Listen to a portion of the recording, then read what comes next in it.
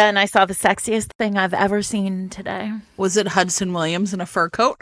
No, but that was also very sexy. I mean, listen, everyone, was it Hudson Williams on a Zamboni? Oh, no, gosh. Stop. You need me to stop. Here's the thing. Jen has found a TV show she likes. Well, it's over now. So that's it. I know, but it doesn't matter. Now this is your identity. I think it's over for me. Like, a lot of people are really excited about something happening on Quinn. Oh, I'm going to talk about that. So you should talk about that. I'm out. But more importantly, I've exited the train. Please stay clear of the closing doors. But more importantly, well, I really like it because I like that you're like, I know, I'm so excited. TV show the way sometimes some of us get into TV shows. Yeah, like, it's the best. And you're always very supportive of like my Peaky Blinders obsession, but you like don't get it. But now you have a thing. I get it. I have a little thing. You did a YouTube conversation with Joanna and Adriana.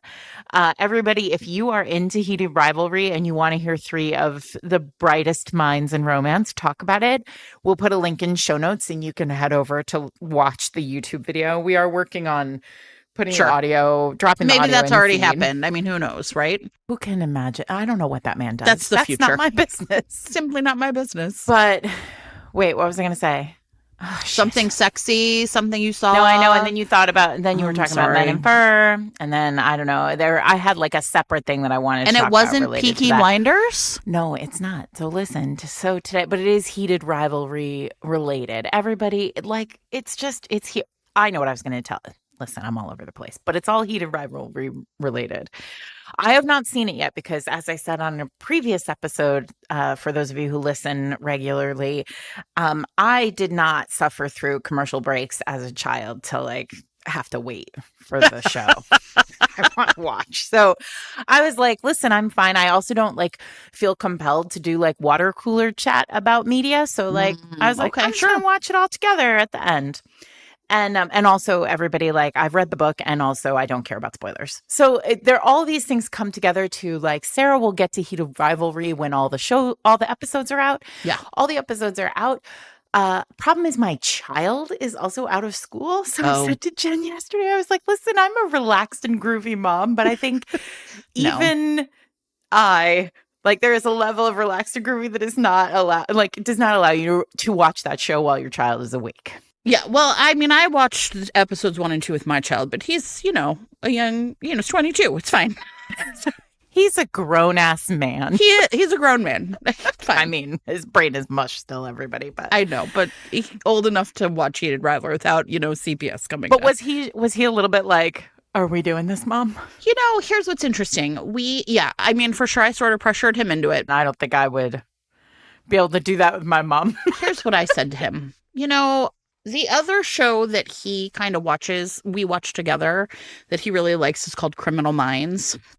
I'm familiar with it. Yeah, it's like, and we are like way back in like season 3. It's a procedural, but they're all like serial killers, and all the serial killers, it's like sexual violence. And I said to him, I was like, you and I sit down and watch this show where people are like strangled and raped and stabbed and like it's no big deal. And now I feel like if we can watch that together, we can watch 2 people having sex because they're horny and in love. It's fine.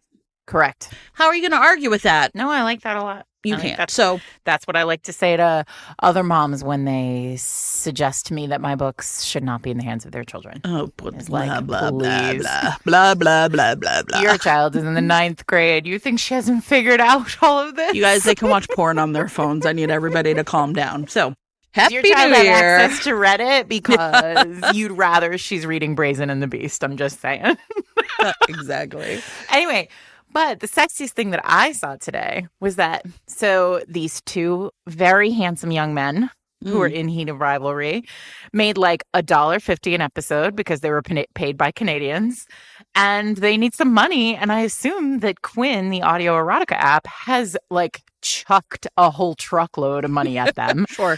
Because they are Quinn is releasing an audio with them soon, like it'll be out by the time this episode is out. Yeah. And I'm sure you'll have seen it all over the internet, or at least reference to it, because so of course the internet like lost its living mind when it became clear, because Quinn is an audio app. I'm very interested in Quinn as a concept. First of all, everybody, welcome There you to go. fated mates. I'm Sarah McLean. I read romance novels and I write them. And I'm Jennifer Prokop, a romance reader and heated rivalry fan.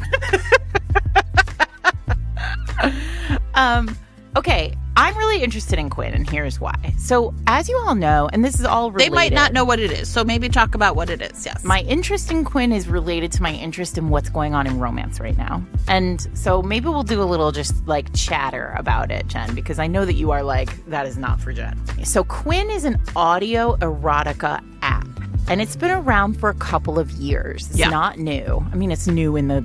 It's not new in the through the lens of the internet. Right. It was created by a woman. I've done a lot of like research over the last week or so about it.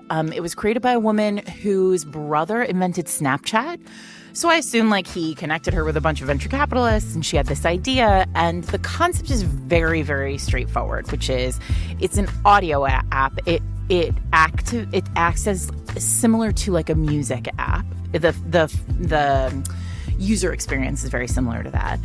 And on this app are a number of, and I want to qualify, like, I haven't spent a lot of time on this app. I did subscribe to it about a week or so back because I was really interested in, like, what was going on with it. Mm-hmm. Actually, predating Heated Rivalry. And so if I'm wrong, please feel free to, like, send us a note or whatever and tell me that I'm wrong, and I'll fix it in a future episode. But as I understand it, they have all this venture capital money, and what they did was she had this idea that was like, women largely are interested in porn, but they're interested in porn through the female gaze, like a very particular kind of porn. Mm-hmm. She acknowledged a sort of rise in interest in audiobooks, a rise in interest in audiobooks that are very sexy, and came up with this idea, which was, what if we took audio porn, which has existed for many, many years, and we created a kind of like place where all the big like audio porn narrators could come together and also like, and, you know, be in one place. I don't quite understand the financials of it, but I do think, but what I understand is that Quinn as a company invites narrators to join essentially the app, and you have to be like invited in. Mm. It's not like KU in that sense. Like, it's not just sort of like the doors are open and there's no gatekeeping. In this case, I think Quinn is gatekeeping. And it started out, as I understand, as like there were several, there were kind of like some big name audio porn, like audio, you know, erotic audio actors who produce their own content, who came on as sort of in the early stage.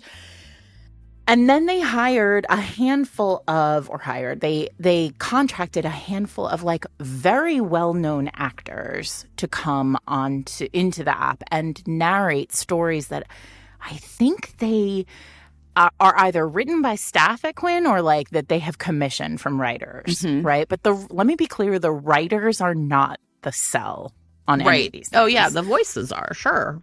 So like Andrew Scott, for example, who is the hot priest from Fleabag, Manny Jacinto, who was in The Good Place. The Good Place, right. A character from The Gilded Age has a story on there, an actor from the Gilded Age.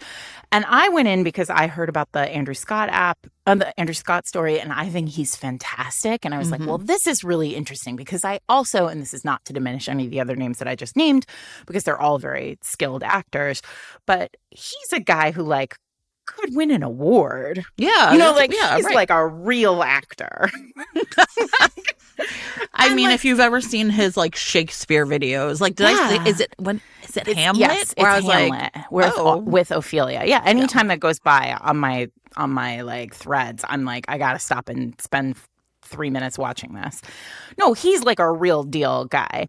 And so his thing is a 3-part medieval kind of romance where he's the queen's guard and he falls in love with, she's an evil queen and he falls in love with like some woman. And it's super sexy. And in the third one, like he like fingers the character and like comes, and it's like very sexy. Now, Here's the deal. Quinn, and this is where we lose Jet. The directive from Quinn, kind of like up on high, which I just learned about when I read this article, is all of the Quinn audios have to be in second person, which means so they address like you, the listener. You, the listener, are the character in the story. And it's interesting because this like Andrew Scott one that I listened to, it's actually not. It's like there's like a step away from the you, the listener piece, which is like you are a very unnamed character. Like it's second person, but like you're playing a very specific character who has a name and identity, a backstory, etc. The rest of this is usually just like, hey, I came home from work early and now we're going to fuck on the, that seems like a nice time. The washing machine, which like, yeah. Or like I'm best friends with your older brother and like we're keeping our relationship a secret and it's a Christmas party. And now we're like fucking on the coats in the like bedroom. Seems nice. Listen, I support everyone. But what's interesting is the numbers on this app are really fascinating. And this is where I'm 6 minutes into this conversation about Quinn. This is where I'm interested in where I think it intersects with romance and what's happening in romance right now. Because it's something like 80% of the people on this app are women. That makes sense to me. That's like not even a little bit surprising to me. And like 70-something% of the people on this app are under the age of 30. And I think, and that means users, not obviously the narrators. And I think what's really fascinating about this is I think it intersects with fic. And I think it intersects with the popularity of like, short erotic romance on KU that we've sort of lost. Like the short erotic romance on KU. Oh, yeah, sure. Has sort of like disappeared. Yeah, everything's so long now. Yeah. Yeah. And these are like 20 minutes, 30 minutes, like really quick shots. Right. And also the rise of audio in here, like these, like if you're a Quinn subscriber, like you could be like on your morning walk listening to like filthy shit, like, and like no one at the, pond that you walk around has any idea. But I also think like this is really interesting because I think what's happening is we've talked so much on the podcast about like the discoverability problem, which this is all sort of intersecting with like what this episode is too, right? Like we are all struggling so much to find books and to find like the books we want to read and to find books that we think are good and to find books that other people like are interested in, to find books that are like straight, sexy, like shots. And we used to be able to reliably find those things. And it just is taking longer to find them. It's more difficult. And in this case, like that kind of one-handed read feels like if you're not, you and me, Jen, who are like committed to the one-handed capital R read. Why not the one-handed Why not the one-handed listen? Well, actually, you don't need any hands to listen, so. That's true. So even better. Weirdly, this is intersected because like they had not announced this heated rivalry thing when I sort of started thinking about Quinn, I don't know, a couple weeks ago, I think. And now I think, and then of course they announced like these two handsome, charming actors were going to do a Quinn story. And this morning they announced it was going to be romantasy, which feels just like the age of the users. Like sure, it just it's really all smart. is so smart. And this is me just saying like, I'm very happy for everybody because allegedly they are paying people very, very well. And I hope they paid those young men a great deal of money. And I'm very excited for everybody, including like the big heated rivalry fans. And apparently, Jen, it's not in second person. I support everyone. I do. I think that sounds great. It's just the two of them being hot with each other. Sure. And I love that there's like so many different ways now. I mean, I think one of the things that's really interesting is like storytelling. I think, my brother-in-law, my sister-in-law writes for TV, but so does her husband. And I won't like really get into it right now, but we had this really interesting conversation once where he was talking about like how important it is to meet the like storytelling has to meet the listener or the viewer or the reader, wherever that is. Sure. And I think one of the things we're just really seeing now is like storytelling, really like trying to meet people where they are. And so, I think that this is brilliant, and I'm really excited for everyone. And as I've said, I've exited the station at this point. Yep. But that's okay. Like, there are going to be other things that will be for me. I'm not saying that you shouldn't have a great time and love it. I just think, like, in this particular case, like, the self-insert is like really almost impossible for me to, like, I'm like, burp. So no. But I think that that's part of it, right? Like, self-insert in fic, self-insert in this audio erotica, like, there's a reason why it's working so well. Yeah. And then what I would say is the sexy thing that I saw today was, so this was announced, I don't know, yesterday or the day before, like, and Threads has been like losing its mind, and collectively. And today, this morning, like, some young whippersnapper posted, oh, I saw this. Don't worry if you're not a Quinn subscriber, don't buy it, don't subscribe. I'm going to download the audio and then I'll post it here for free. And everybody was like, what the fuck? Like, this is real. Don't pirate shit. Don't pirate shit. But then Quinn just slid into replies and was like, hi, we're the lawyers at Quinn, and here are the legal statutes that make what you just posted fully illegal. Not just the amazing act, but like what you posted is intent to infringe copyright and intent to distribute erotica potentially to minors. So you better take this shit down or we're going to stick our lawyers on you. Yeah, it was amazing. Yeah. Honestly, well, it was great. My panties flew right off. Like the last time lawyers ever really did it for anybody. It was like a very stern romance daddy kind of moment. Amazing. Yeah, I do. I think it is really exciting. And I think, as storytelling, just like I said, like essentially like spreads out and like is ready to meet its moment, there are going to be lots of ways to like interact with story in different capacities. And, sometimes I get real like about it. But mostly I'm like, listen, millions of people are so excited for this. And I think that is thrilling. And, my son's got a nice paycheck. No kidding.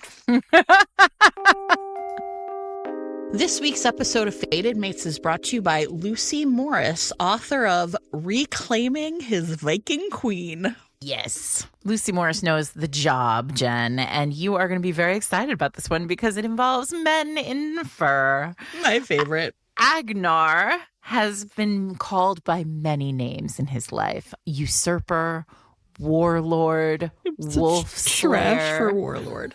Sorry. Still, there is one role he is hell-bent on claiming, Scotty's husband, except she rejected him years ago, marrying another despite making a promise to marry Agnar. He will be denied no longer because that man is dead and he is very much alive. He is going to storm her hall. He is going to tame this warrior queen if she'll let him. Of course, Scotty thinks that Agnar killed her husband. Oh, boy. And I don't know, because of Viking rules, she'll surrender her hand, but she refuses to submit. Except behind Agnar's fury lies a man deeply wronged. And when Scotty starts to realize, like, maybe he didn't kill her husband, she can't help but warm to him and his fur and wonder what it might be like to climb in there with him. I cannot wait to find out what happens here, everybody. So, Reclaiming His Viking Queen is available in print and ebook. And if your podcasting app supports it, you can click on the chapter title right now to be taken to buy the book. Thanks to Lucy Morris and all the Vikings for supporting sorry. Thanks to Lucy Morris and the Vikings for supporting this week's episode.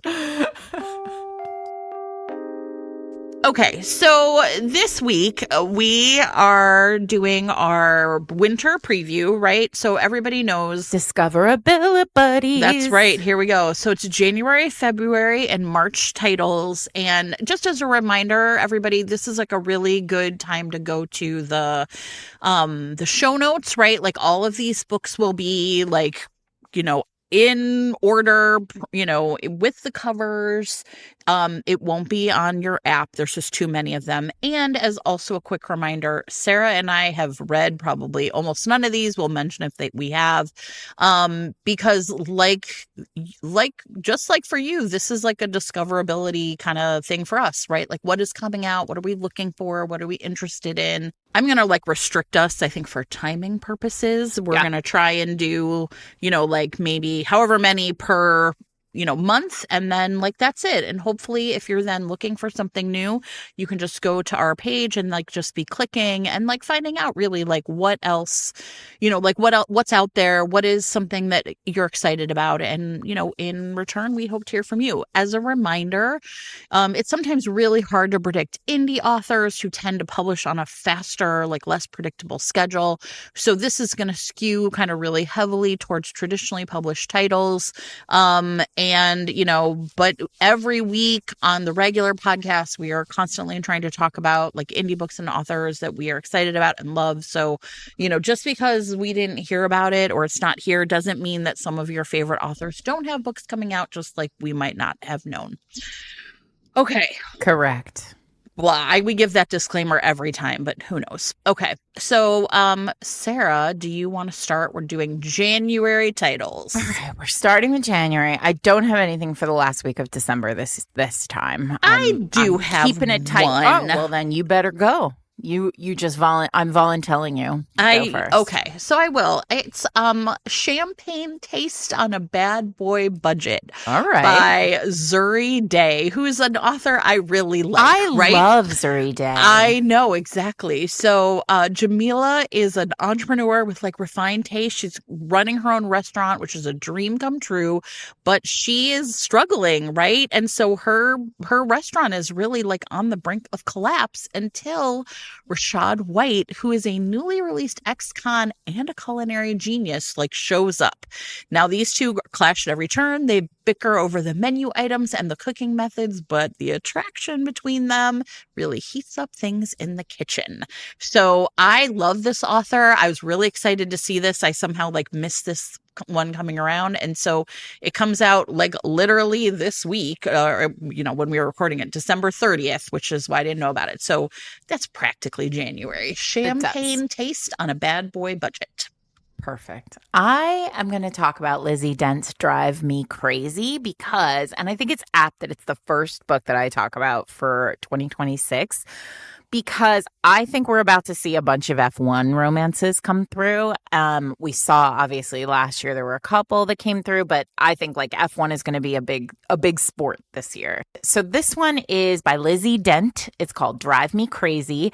And what I'm about to say, Jen is about to just blank out for a moment because sure, I'm going to say a lot of things that you don't understand. So, dang. Okay. Well... Rough out here. So the heroine, Chloe, is one of the first female team principals in Formula One racing. And she is determined, obviously, because of gender in Formula One, to prove herself and transform a failing team. She's been hired to work for a back of the pack team to champions. And she has a strong, very clear strategy, except, of course, a new driver has been added to her team, and he is not only a kind of cocky, older sports guy who's trying to make a final hurrah for his career. I love one of those, a real Susan Elizabeth Phillips vibe here. But he is also her estranged childhood crush. When she was a kid, she was really into him. And that feels very much like a for Sarah kind of book.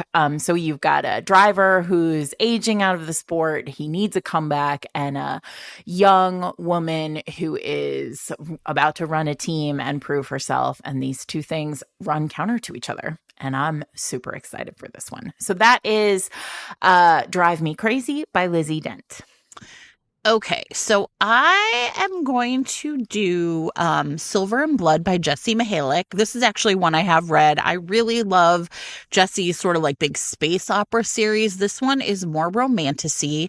And what happens is we have Rayla. She is pretty like in her late 20s, which I also really liked, by the way.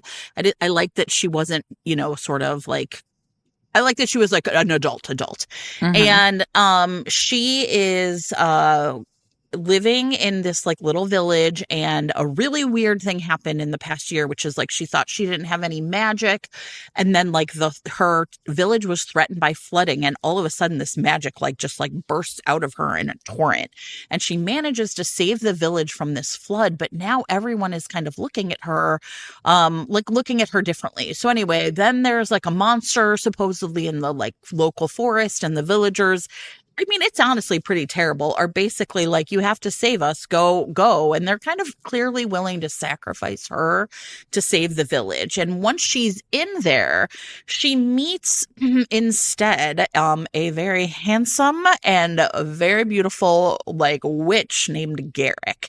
And he ends up taking her back to his like castle. This part of the story had really big like Beauty and the Beast vibes to me, right? Like there's all this like magic in the castle, and he'll just be like, I'm hungry, and food will appear, and supposedly she should be able to do this too, but like somehow she can't. And so what he realizes is that there's something really strange about her magic, and she clearly is unpracticed, which makes it unsafe for her. So he decides to teach her how to use her magic. And then there's all these like secrets and lies between them, and, sort of this, who is she? What's her hidden identity? He's got somebody who's like, he's been essentially like, there's different realms, and he's, or like, I don't know, like multiverses almost. And he's been like cut off from his homeland and is stuck in this magical forest. And I really liked it a lot. So this to me was just, I love Jesse's writing, and I just felt like it was a really fun kind of like a romantasy that didn't like feel too overwhelming to me. You know what I mean? Like I felt like I could really kind of get my head around it. And it ends in kind of an HFN, but it's clear that the next book in the series is going to be them going off on an adventure together as well. So I really loved it. Silver and Blood. Cool. All right. I'm going to talk about a historical by a new to me historical author named Josie Johns. This one's called A Scandal Changes Everything, and it's the first book in Josie's Society of Women Revolutionaries series. The premise is very fun. The heroine, Sophia, is a cautionary tale to London's young ladies. She had been found in a scandalous situation with a man, a ruinous situation, and she is pretty upset about it because she didn't actually do the thing that everybody thinks happened while she and this man were together and alone. So she decides that she is going to write about it, and she's going to pen a fair number of speeches about and essays for newspapers as Lady Sour. The speeches are sort of like seditious and angry, related, and feminist. That sort of real takedowns of the way that London society treats women. Unfortunately, this puts her in the crosshairs of a number of powerful men who don't like having this happen. They certainly don't like an uppity woman writing seditious pamphlets, creating battalions of other uppity women in their lives. And so the Prime Minister asks Roman Montvilliers, the widowed Earl of Haslemere, to find this woman and root her out. Roman wants his own political career, and he knows that this is the path to his own political aspirations. So he goes looking for Sophia, but when he finds her, he's into her. And then what will happen? I think I'm going to figure it out. So that is A Scandal Changes Everything by Josie Johns. Okay, perfect. All right, so I am going to talk about a real fated mate's favorite here, Adriana Anders, who has, that's on my list too, of course, Dom-Com coming up. I honestly mostly am like, how did this not exist? This is the only person I would trust to write a book called that. So correct. Here we go. Exactly. So what this is Ray Jensen is essentially like really, she's submissive. She's really like interested in exploring kink. But she like kind of can't like has to convince herself to like walk through the door of this like sex club she's found. And meanwhile, when she finds this like, of course, brooding, ridiculously handsome guy who says everyone here calls me the general, she's like, okay, I think I can figure this out with this guy. So his name's Grant Bowman. He's really not typically into like kind of playing with newbies, but she's so sweet, one night can't hurt. And then of course they discover that in real life they're working together on a new consulting job. So our kinky sex club romance has just turned into a workplace romance. What's not to like? So I'm really excited about this. Like you said, the only person I trust to write a book with this title is, in fact, Adriana Anders. So that's Dom-Com. This week's episode of Fated Mates is sponsored by Eve Silver, author of Darkest at Dusk. Okay, everybody, this is a Victorian Gothic romance. Yeah. I know. Okay, so Isabella Barrett sees ghosts, but the dead aren't the only ones watching her. She has been left penniless and alone after her father's sudden death. I believe that's required in a Gothic. And so she has no choice but to accept a position at Harrogate Manor, an isolated estate shrouded in secrets and sorrow. Her employer is the enigmatic Rhys Caradoc. He has claimed that he needs her help cataloging his rare book collection, but as she's there, she starts to realize, like there's whispers that stalk the halls and icy fingers grazing her skin, shadowed figures watching from the dark. The spirits here want something from her, and their intentions are growing darker. And Rhys, who, he was like, oh, come catalog my rare books. Instead, he seems to know far more about her gift and her past than he should. So as the line between the living and the dead begins to blur and Harrogate's buried horrors claw their way to the surface, Isabella must decide if Rhys is her protector or something far more dangerous. Well, I know part of Rhys that's very dangerous, and I bet Isabella's going to get up close and personal with it. If you also love that, then you are going to enjoy Darkest at Dusk, which is available right now in print or ebook. If your podcasting app supports it, you can click on the chapter title to be taken to buy the books.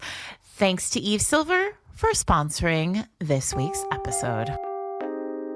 Well, you said Fated Mate's favorite, and that makes me think of Kristen Callahan. I am so excited that there's a new Kristen Callahan book coming out this January, and it is already downloaded onto my Kindle.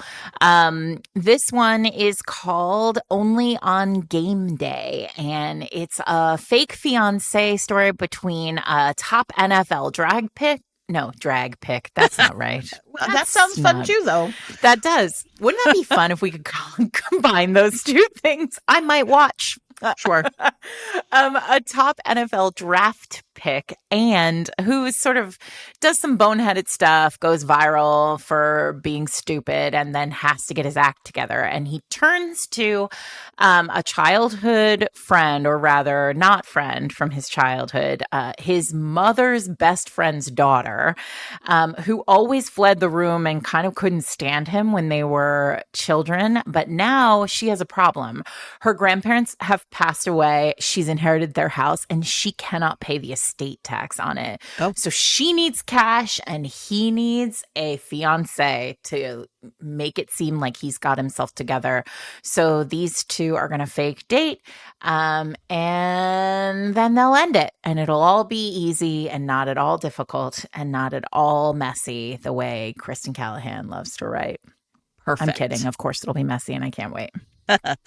Okay, so I am going to talk about Janae Sanders' Second Time Around by LaQuette, another Fated Mates fan favorite.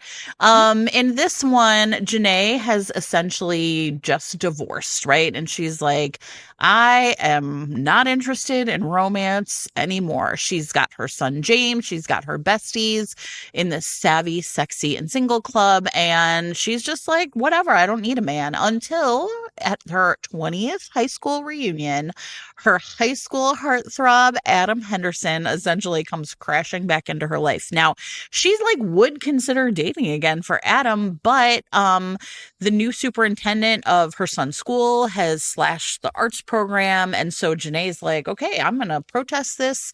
And it turns out, of course, that, Adam is like all tangled up in this. This has to do with his new job back in the hometown. So, after a school board meeting where they'd sort of decide that they're on opposite sides, even like dating the enemy, essentially, Janae's basically like, restore the program or lose me, right? And Adam is like, no, like let's take a weekend and really like talk this through and figure it out. And so, this is really a story about a woman who's like, can I risk it all?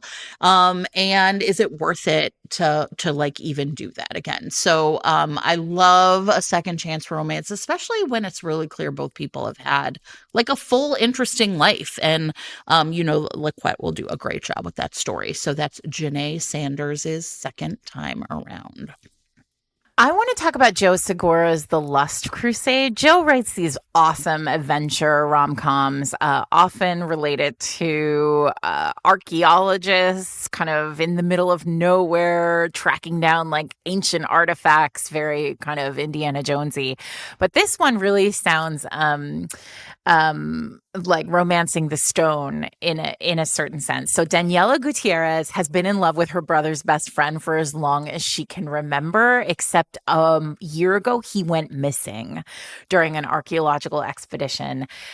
She goes on a solo trip to Greece in order to kind of like see, she goes looking essentially for him and discovers that he is very much alive, but he is being held hostage by a bunch of criminals.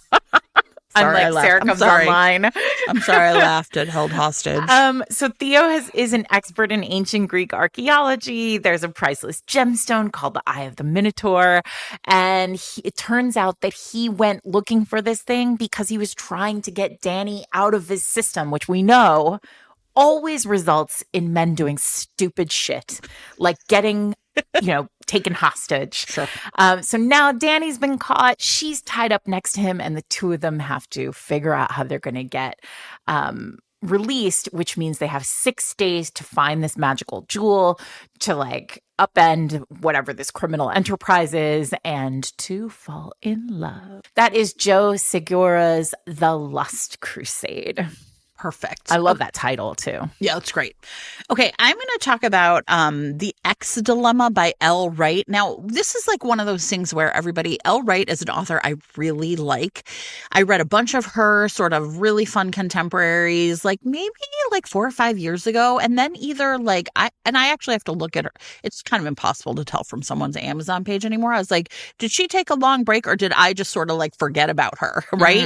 And so anyway, I think, so I'm not why we need discoverabilibuddies. Exactly. And then you see a name that you're like, oh my gosh, I love her book. So in The X Dilemma, we have Wesley Batchelor. He needs an image reboot, like basically stat, because he's like he's an heir right to a big family fortune in Detroit. But a social media influencer, a mysterious one, keeps basically like revealing all of his like secret hookups. And it's kind of like not only like messing with his mojo, but getting him in trouble with his grandmother and his boss at Batchelor Enterprises. And so basically what happens is his ex, private detective Albany Keys, is recruited to track down like who has been like leaking all of these details about Wes's life. And so basically Albany agrees to help Wes as like kind of a she remembers his grandmother or his boss or something. And so basically, and she's recovering from a really disastrous divorce. And so like the money is going to really help her. But is it worth getting her heart rebroken by the only man she's ever loved? Well, we are about to find out. By the way, this has a truly, really cute cover. And I am really genuinely was like, oh yeah. So that is The X Dilemma by Elle Wright. So I want to talk about Hannah Murray, who we've talked about before on the podcast. She has a book coming out called Wish I May, that is a polyamorous, queer, erotic romance. Chloe, our heroine, has a perfectly happy life. She's got, a job that she really loves. She's got friends she really loves, but she doesn't have a sex life, and that would be fine, except her aunt's bar where she works is being renovated by two extraordinarily hot people named Jesse and Knox, who not only are business partners but are married, and proudly bisexual. But she's like, every time I see them and I think to myself, like, I really want to have a threesome with these two, she feels guilty because, like, they're married to each other and, like, while they, like, kind of look at her, they've never given her any indication that, like, they'd be open. They have an open marriage. Right. Exactly. So she turns to a sex worker to, get them out of her system. I love that. And she gets a little nervous because because it's a small town, and she expects that, like, people might know this guy when he comes into town, when he, like, shows up to, like, do his job with her. And in discussion with Jesse and Knox, she kind of, like, reveals that she hired this sex worker because she really wants to have a threesome with the two of them. And all of a sudden they're like, well, but wait, what if we did have a threesome with you? Seems nice. So listen, there's a sex worker in this who's, like, part of the whole experience, but really this is a poly romance between the three, Chloe, Jesse, and Knox, as I understand it. Hannah Murray writes a great, absolutely fire romance novel. So I expect this one will be really delicious and very erotic. So that's called Wish I May by Hannah Murray. Fun. Okay, I'm going to talk about Almost One Night Stand by AJ Pine, just because, like, this plot really caught my attention. It's almost, in fact, like the exact opposite, which is Hattie Martin is leaving Chicago for a teaching gig in a really small town in Illinois, and she's just, like, kind of, like, leaving that life behind. So when she stops at a hotel to, like, rest for the night, she, like, sees this really handsome man, a nameless stranger, perfect one night stand material, except Sarah, she chickens out at the last minute and disappears, which I just feel like too real, right? Now, very real. This is, like, the opposite of the, like, you do have the one night stand and you end up, working for the guy. Essentially, same thing. She's just like, oh, thank God I'll never see him again. Except when she gets to her new home, her landlord has essentially doubled the rent, and their other, like, tenant either is Levi Rourke, right? This gorgeous man that she bailed on the night before. So, now all of a sudden they're roommates, and she's, like, working with him daily in the school soccer field because he's the coach for the boys team and she's the coach for the girls team. And so, he's leaving as soon as the school year is up, and she's just, like, not going to have it. So I just thought that sounded honestly really cute. Almost One Night Stand by AJ Pine. Let's talk about Denise Williams, who has a book coming out at the end of January called The Redo List. This is another brother's best friend.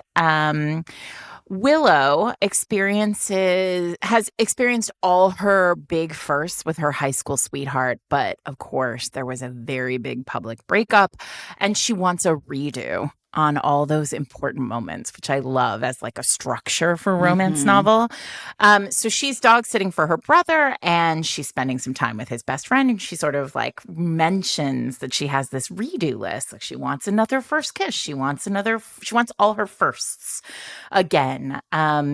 First dance, first kiss, etc. And Deacon basically is like, well, I promised your brother that I would look out for you. while he was, deployed. And so I think obviously I am going to have to be the person to do this Operation Rudy, because you cannot trust just anyone with this work. But also big problem because he also promised her brother that he wouldn't touch her. My favorite. Of course. So the list of firsts happens, and Deacon is giving Willow all of those firsts, and then they turn to seconds and thirds and fourths. And the big question is, what's going to happen when her brother comes back and Deacon and Willow are together? Fun. So that is The Redo List by Denise Williams. I have a mystery romance called Definitely Maybe Not a Detective. Too. Sorry, I have all of them. I'm sure we all have overlapping ones, right? Of course, you guys, my list is like 20 long. I know. I have so many Januaries. Yeah. Okay, so Definitely Not Maybe a Detective by Sarah Fox is like a rom-com mystery where a woman named Emerson Gray is like not a detective. She's unemployed 28-year-old raising her niece. Right, me too. Yeah. And her dirtbag ex-boyfriend ran off with her life savings. So she has no choice but to basically be living in like a rundown seniors only apartment complex that needed tenants when her best friend comes up with a perfect plan for Emerson to get her money back, which is basically like essentially create like a fake detective who's going to like step in, Wyatt investigations and like basically just like intimidate the ex-boyfriend into giving the money back. The stranger they get to actually do this, his name is coincidentally really is Wyatt. So real life Wyatt is super hot. And, in basically what happens though is the superintendent of the apartment building she's living in wind up dead. And the neighbors turn to the fake boyfriend, like the fake detective with the cards. And now Emerson and Wyatt, neither of whom I understand are detectives, are now investigating this murder and, of course, going to fall in love. This looks really great. It's called Definitely Maybe Not a Detective by Sarah Fox. This week's episode of Fated Mates is sponsored by Lux Books, publishers of Selena May's Lessons in Faking, the first in her Hallback universe. Okay, so Athalia Presley has one really important thing she is trying to do, which is like really fix like a broken relationship with her twin brother, Henry.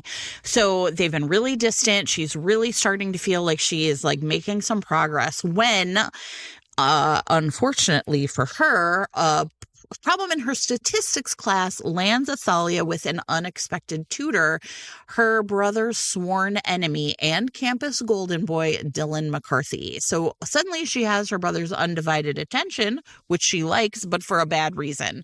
So she kind of hatches maybe what is, I don't know, probably a plot that's going to misfire on her, which is essentially talking super hot Dylan McCarthy into like a fake dating situation where that way, like Henry will keep paying attention to her. So these two draft a contract, rules are set, boundaries are drawn. But as these tutoring sessions that turn into elaborate stage dates start turning into real feelings, Athalia really does not know what to do. McCarthy had he had lots of rules, but rule number 7 was don't fall for me, and she has done it. Now what? Well, now what? This is the first in Selena's Hallback University series, Lessons in Faking. And you can read that right now in print, ebook, or audiobook. You can learn more by clicking the chapter title. In a past ad, we talked about Lux Books as being a YA imprint. It is not a YA imprint. It is a full open door romance imprint. So head on over, learn more about Lux Books, and I don't know, get it done to you, I guess. Also, the next book in the Hallback University series comes out next month, so you'll be all caught up when that arrives. Thanks to Lux Books and to Selena May for sponsoring this week's episode. Okay, let's talk about Lauren Rowe, who I have really loved Lauren Rowe books in the past, and I'm excited about this one. This is a football romance. So Lauren wrote Chasing the Ring. Actually, now I see it's the deluxe limited edition. I wonder if it's new or not. Well, it's new to us, and you haven't read it, and I haven't either. So I think you should talk about it because I felt the same way. Yeah. Okay.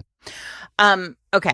So Iris, our heroine, her wedding day goes viral for all the wrong reasons. She discovers that her fiance was lying to her, cheating on her, and she has a blow up with him at the altar and leaves on a solo honeymoon, which is a great trope. Loudly announcing that she is going to find out what good sex is all about. Listen, I love it. She heads off, hashtag horny runaway bride, but ends up double booked, of course, in a bungalow in Hawaii with an NFL quarterback. Because this is very realistic. Listen, this is the kind of romance realism that I want.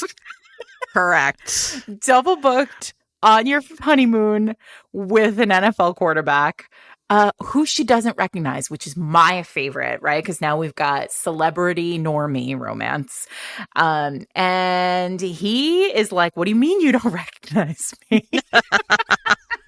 Listen, I want it so bad. And she walks into this hotel room. She finds him naked in the shower and she just pivots. She's like, great. You seem like exactly the kind of person who can teach me what good sex is all about. And Roman is not the kind of man to leave that offer on the table. No, of course not. So they have this sexy fling in paradise. And then things are going to go haywire, I'm expecting, after that week. And they get home and she realizes that she is dating a celebrity and he is dating hashtag horny runaway bride. And I'm going to read the shit out of this book. So that is Lauren Rose Chasing the Ring. Okay. You said wedding, so I'm going to do Last First Kiss by Julian Winters. Okay, in this one we have a second chance gay romance when an unlucky in love event planner named Jordan Carter. He works for his essentially he's like just like really focused on his family has an event planning company called 24 Carter Gold, which I fucking love. And his boss assigns him to plan a new client's high profile wedding. However, the bride's man of honor is none other than Jamie Peters, the boy he like first kissed, right? Like the first kiss that he had way back probably in high school. And so, essentially Jamie, though, was like made it really clear that like Jordan was not going to be the right man for him, that Jamie had things to figure out. They both did. And so now all of a sudden, as the wedding gets closer, Jordan's relationship with Jamie goes from sarcastic kind of banter, asides, into steamy hookups. But can Jordan afford to pursue Jamie if he's still unsure of who he is or is knowing who he loves enough? All the wedding stuff sounds so fun here. Venue shopping, cake tastings, dress fittings with the man he can't forget. So I think this sounds really, really great. So that is Last First Kiss by Julian Winters. I want to talk about, this is another NFL romance. I mean, it sort of feels like it makes sense because it's football season, right? Yeah. So this one's called Playing for Keeps. It's the new Alexandria Bellafleur book. Everybody knows I really love Alexandria's books.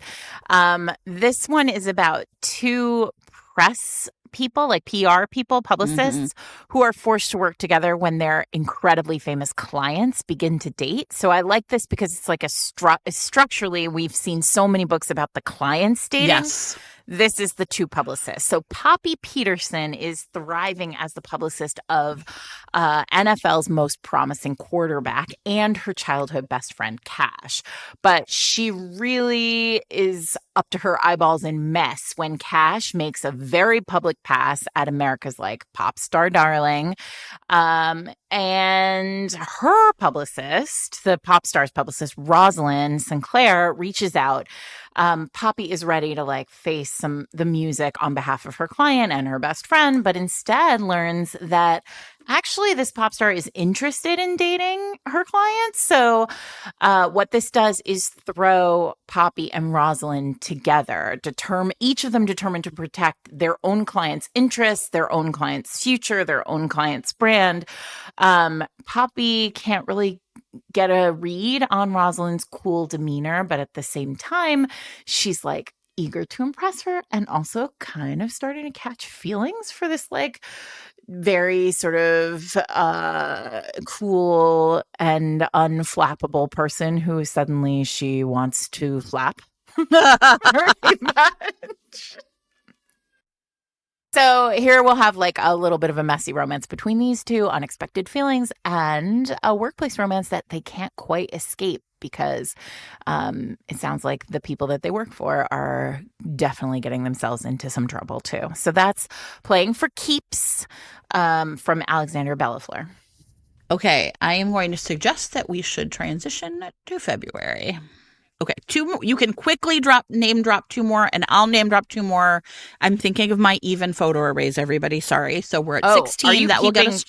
Yes. Oh, you're keeping. Of course you are. Yeah. All right. Well, because that way I know that we're at the same number. You care a lot. Well, we don't have to drop them anymore. That's fine. There'll be future episodes, everybody. I can skip them. Yeah, we can't talk about it. But just know, everybody, there's a book called Falling for the Fake Lumberjack. And that's on my list, too. There's a book called Into the Midnight Wood by Alexander McCollum, which takes place in a magical version of Ohio. I was like, yeah, I want these things. And Nalini Singh has her first thriller coming out, and there's a romance in it. Yes. It's called Such a Perfect Family. Yes. And then there's another book I really think has a great title, We Who Have No Gods by Liza Anderson. That is a good title. It is a good title. Okay, so we're just going to name drop those. There you go. All right. So Jen, for the sake of even photo arrays, we moved to February. I want all of them to be the same. I support you. Okay, thank you. All right, so we are going to transition to February, and I'm going to start off with Falling for the Rabbi by Jennifer Wilk. I have that one too. Yeah, I mean, why wouldn't you? These are, you know what, category romance, right, is the best. Okay, well, didn't we like 2 weeks ago talk about nursing the rabbi or nursing from the rabbi? I mean, I'm sorry, but it's a very different book. Excuse me, Sarah. I don't know anything about that. I'm just a baby girl. Okay. So that happened. What happens on New Year's Eve stays on New Year's Eve. I don't even. It's like Vegas. Okay, that's last year. Exactly. Okay, so Josh Axelrod. Oh, wait. Jen, sorry, yes. I'm sorry, no. We Yes. have to talk about one more January book. Okay. And that is because Odette Stone has a new book coming out. Okay, sorry. All right, we're back in January, everybody. We're back. I'm so sorry. I'm really fucking up Jen's it's photo fine. array. It's fine. But I got to talk about Wild Russian Storm. You honestly, you do. Okay. Everyone knows I love Odette Stone so much. I love her so much. I'm so excited for this book. It's coming. It's the third in like the Russian Mafia series where they're just so upset. They just hate feelings so much. I'm honestly thrilled about it. I don't even, there's like no information about this online. Somebody told me in the Discord that it was coming out the 9th of January, but I have no evidence this is the case. But listen, if you are out there and you are Odette Stone,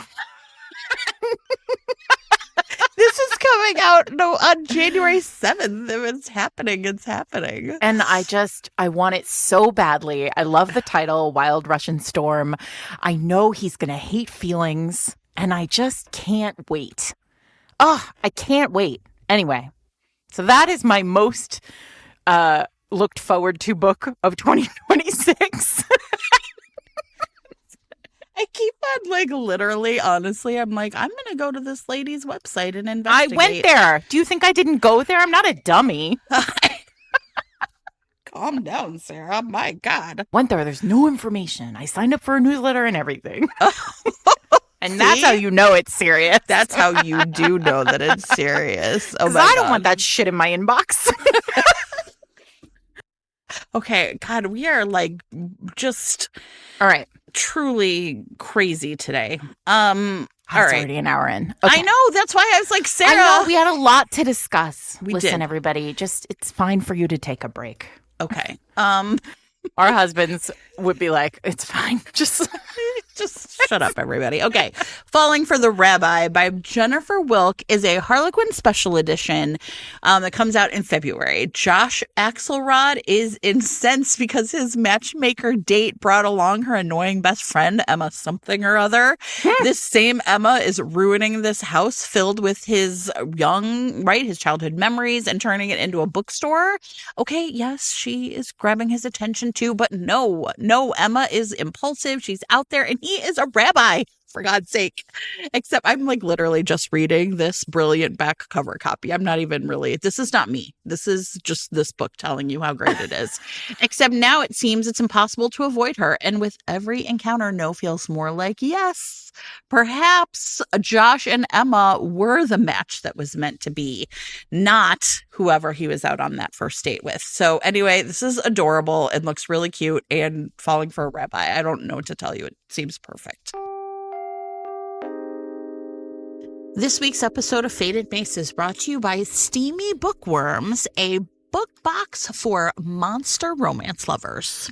Yeah, so I love this. This is a book box that was created by a reader who loves monster romance. And every other month, if you're a subscriber, you receive 2 special edition, no AI ever in the design books, paperback books of monster romances. And the theme sort of shifts a little bit every other month. But this month, January, you can get Insatiable and Drenched, the first 2 books in the Primal Sins collection by author Saphira. These are curvy romance heroines who fall into dark, spicy, a little bit horror monster romance. The first one is a Halloween story that's a little stalkery. And the second one is a horror romance featuring a merman who sucks a curvy heroine down into the depths of the sea and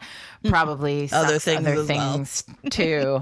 But those you can get this month, complete with special edition art, sprayed edges, new covers, stickers, and always a little extra in the box. So yeah, so here's the subscription deal. Subscriptions are open, meaning you can even just subscribe to like one box and like check it out and see how you like it. And one thing that I think is really cool is that they have like different levels even of boxes. So a full box has those 2 foiled illustrated soft covers, not safe for work art, print stickers, a candle, right? Of things like that. But you can also just get a box that's the books plus the art or the books alone.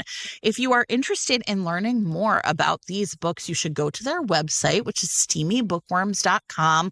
Or if your podcasting app supports it, you can click on the chapter title right now to be taken to the site. There you will find out everything you need to know about these really fun book boxes. You could get on the list for the January box, explore previous boxes and other merchandise. So this is like a full service monster romance situation. Thank you to Steamy Bookworms for sponsoring this week's episode. Listen, it's Olympics month. It is February, Olympics and month. To be honest, Jen and I are already discussing, like, we're going to try and do an Olympics episode like we always do, but who knows? But we've got an Olympics book coming called Skate It Till You Make It by, I apologize in advance if I mispronounce this name, but Rafaro Faith Mazarura. And this is very cool because Ari Shimba, our heroine, never expected to make it to the Winter Games, let alone to be the lead kind of captain of Great Britain's women's ice hockey team. So here's some hockey for you heated rivalry fans. Unfortunately, when her teammate's unexpected injury catapults Ari into the role of captain, she is sort of a reluctant to take on the responsibility because she's got some family drama, she has a toxic ex, and some other things going on.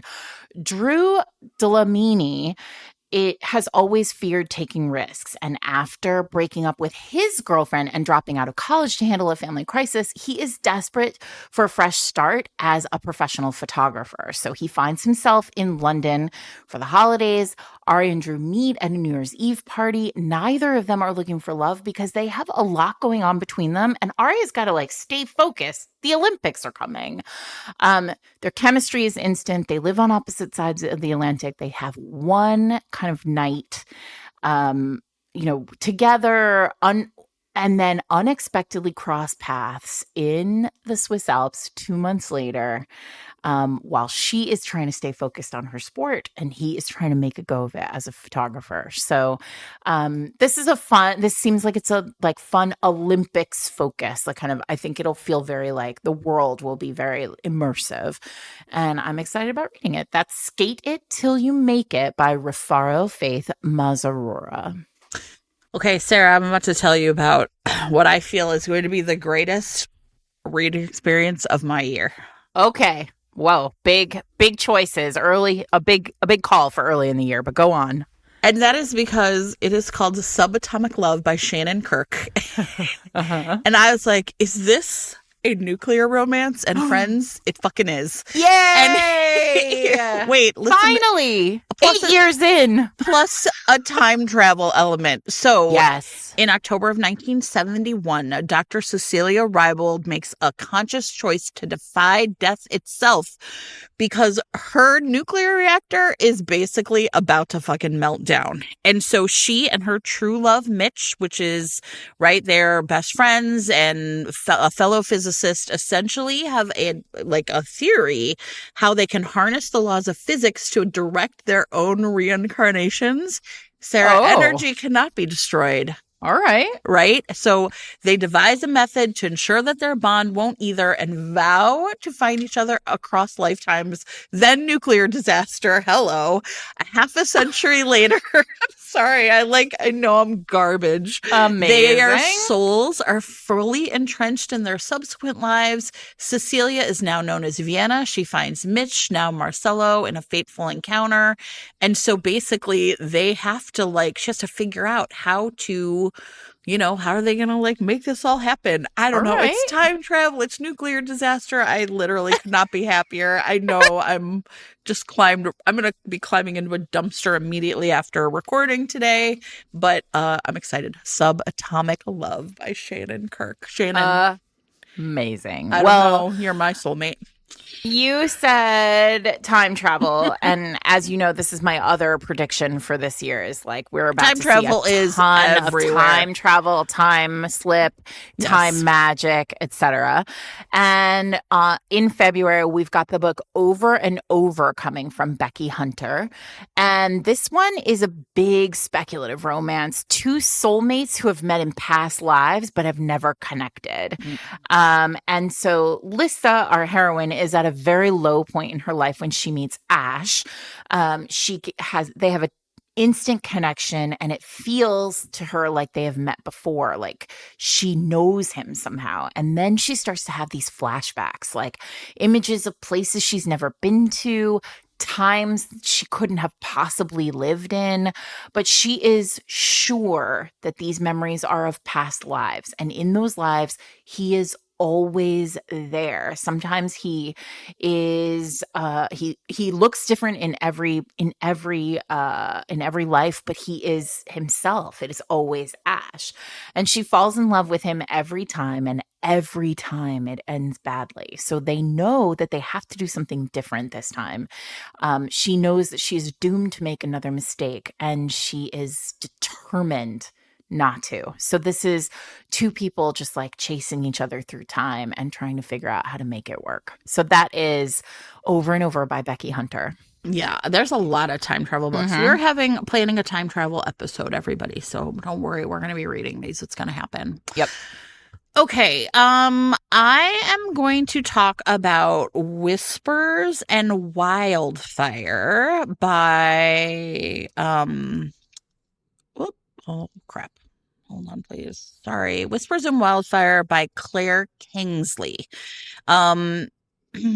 So I don't know. This just sounded great to me. You know how it is sometimes. Okay, so Luke Haven is basically an adrenaline junkie. Everyone in his tiny little small town thinks he's squeaky clean Mr. Nice Guy. But they do not basically know the truth about him. And so what it is and now meanwhile, Melanie Andolini, is starting over in her 30s. She's moving back to her hometown, and she runs into Luke. They dated in high school, and sparks basically fly again. But Melanie like has this secret about like things in her past, and he's got whatever all this business is that he's up to. And so I think it's like going to be one of these great stories where like they're the only ones who can like they can tell the truth to each other about. Right. So I'm really excited about it. And I think that it just sounds really fun. I like a small town romance where everything's really hidden from everybody, as opposed to like a small town romance where like everything's like cupcakes. Nice. So that's Whispers in Wildfire by Claire Kingsley. I want to talk about The Lovers by Kristen Cast. Kristen wrote YA for a long time and was hugely successful. And this is a romantasy set around tarot, which we talked about tarot on an episode because I really enjoy that. Gemma Summers is really at her wit's end. Like, she is broke, she is burnt out, she is 3 weeks away from being forced to move back in with her parents. Her career has imploded. And the last thing she needs is a run-in with Alder Hawk, who is her sort of charming ex who she can't quite get out of her system. He's a billionaire. He could totally buy her a new life, but like it just didn't work with Alder. But a magical tarot card sends them spiraling literally into another realm where they land in a steampunk world inspired by Kingdom of Cups. And Gemma is forced to rely on this man who like broke her heart and continues to summon her big feelings. Survival in this world is not simple. They are caught kind of having to fight lots of different enemies. And they are going to have to learn to work together and trust each other again. And she ends up being caught between Alder and this kind of roguish, dethroned king who sees through all of her defenses. So there are secrets, there are identities that are complex, and Gemma's heart is on the line, and she needs to decide, who's she going to choose, and which version of herself is she going to choose for her future. So this one is for anybody who loves a romantasy with two extraordinarily hot angry, frustrated men. I'm into it. That's me. I mean, who isn't? Okay.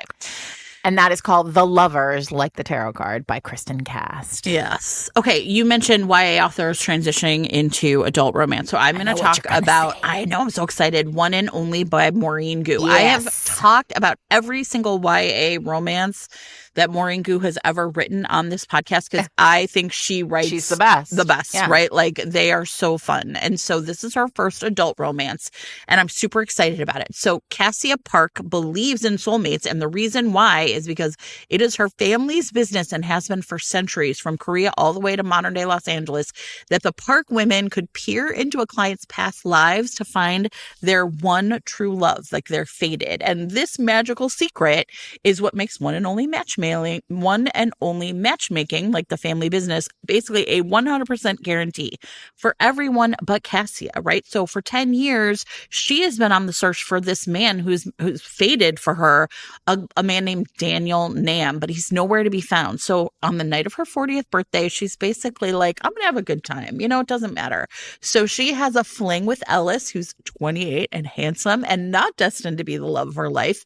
But this fling is starting to feel like something more up until the moment he introduces her to his boss, Daniel Nam. Oh. I know. So she's basically like, oh shit, is it fate or chance? Do I go with my belief in the family belief in soulmates, or can I use logic and this other guy? Like, what am I supposed to do? So Cassia will have to decide if she'll follow her fate or make her own. And I'm so excited to read this book. So that is One and Only by Maureen Gu. I want to talk about Lydia San Andre's Only Friends, which sounds very cute and like a kind of perfect middle space for historical romance lovers who are looking for more to read right now.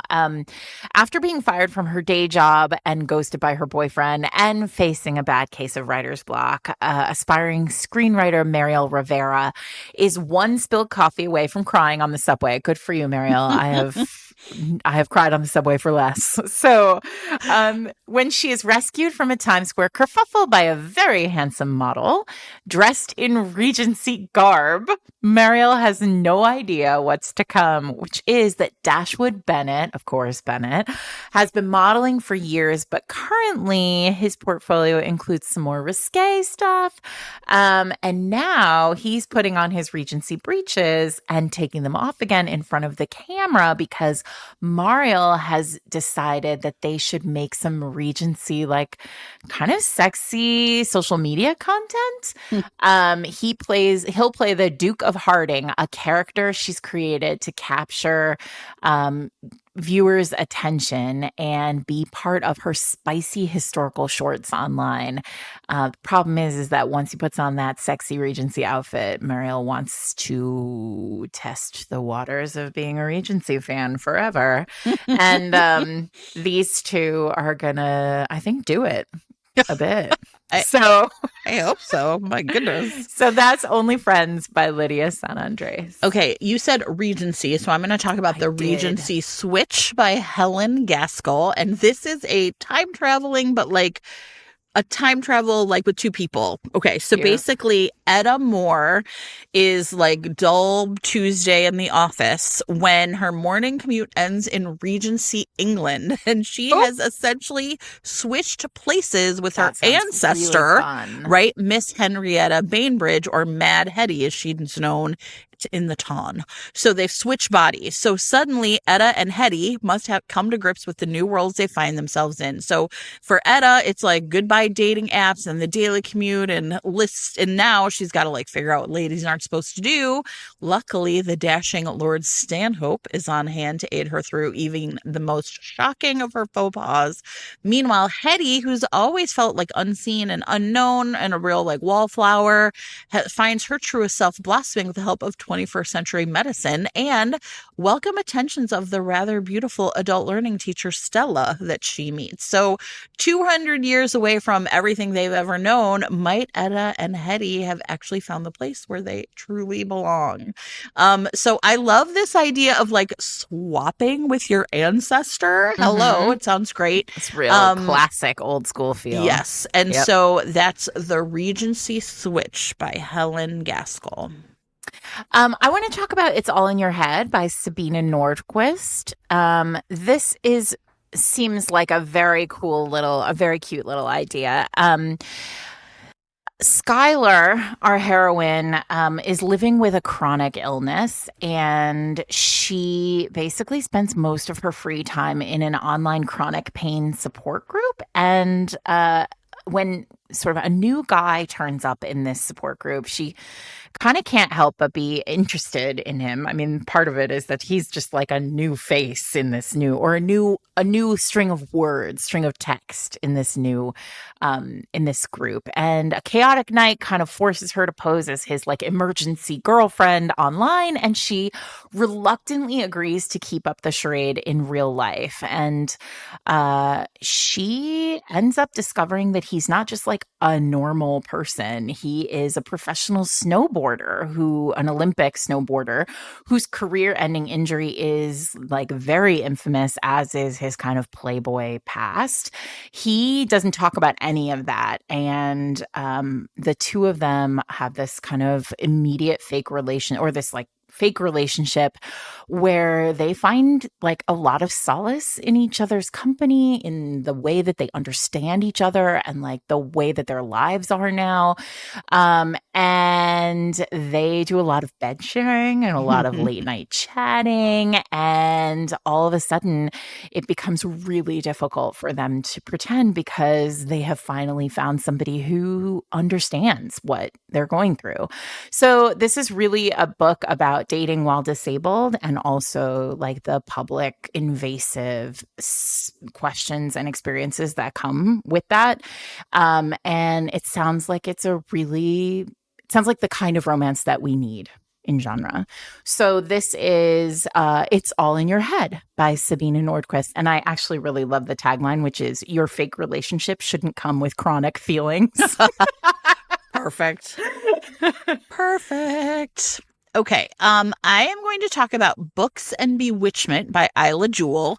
This is like a kind of a cozy, witchy rom-com, which I really honestly do love these books. So Rhea Wolf is like living a pretty simple, boring life with her pet parrot in small town Alabama. She doesn't really love her desk job. She works at an insurance agency. She has kind of an on again, off again boyfriend.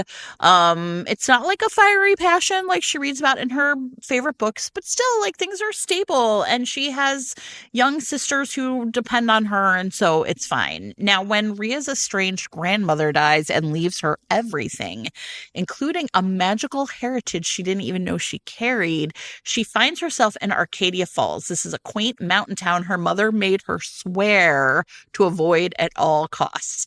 She has inherited a defunct video store that needs a lot of serious upgrades and work, and the resident handyman Hunter Blakely is more than happy to help.